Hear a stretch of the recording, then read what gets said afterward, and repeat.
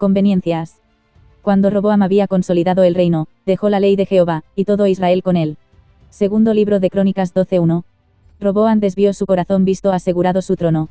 Humanamente hablando, es imposible caminar sin tropiezos, tropezar y caer es algo que suele suceder, aunque lo esperable es levantarse y continuar en el trayecto en que se estaba antes de la caída.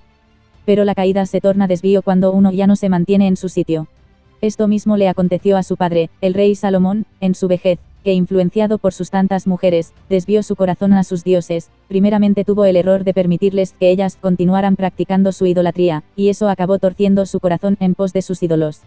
Aunque Roboam no se estaba desviando por descuido, sino que dice la palabra que esperó a verse fuerte y consolidado en su trono, esto indica que el rey se mantuvo en la ley por conveniencia.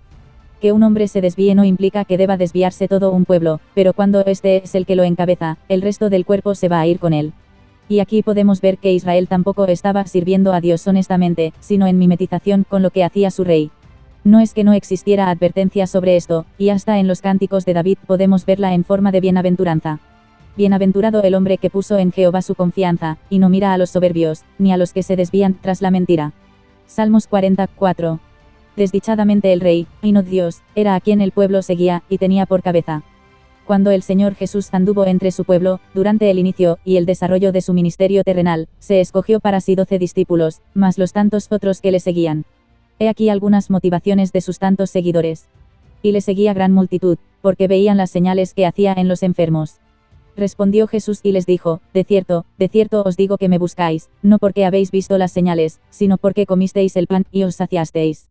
Juan 6:2 y 26.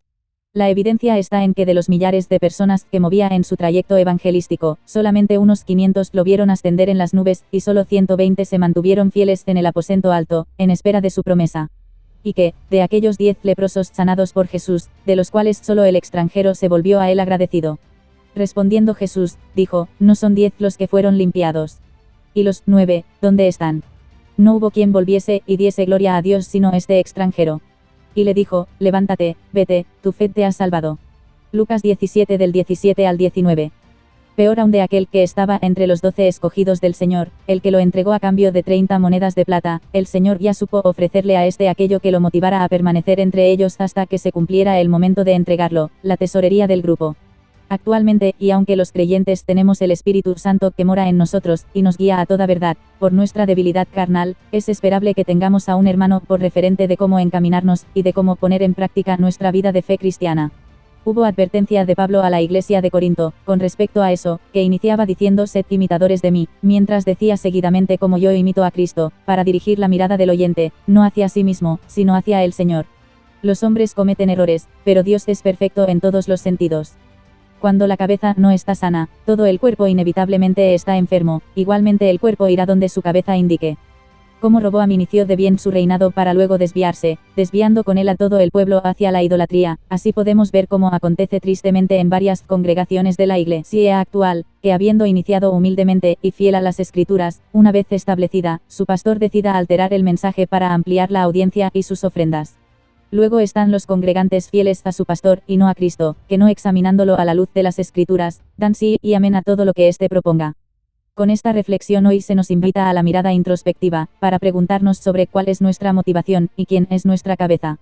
Y por si acaso resulte tener más peso otra motivación que no sea la del Evangelio, y otra autoridad que no sea la de Cristo, sean grabadas en nuestro corazón estas palabras del Señor.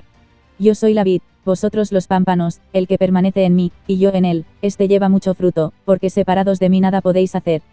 Juan 15:5.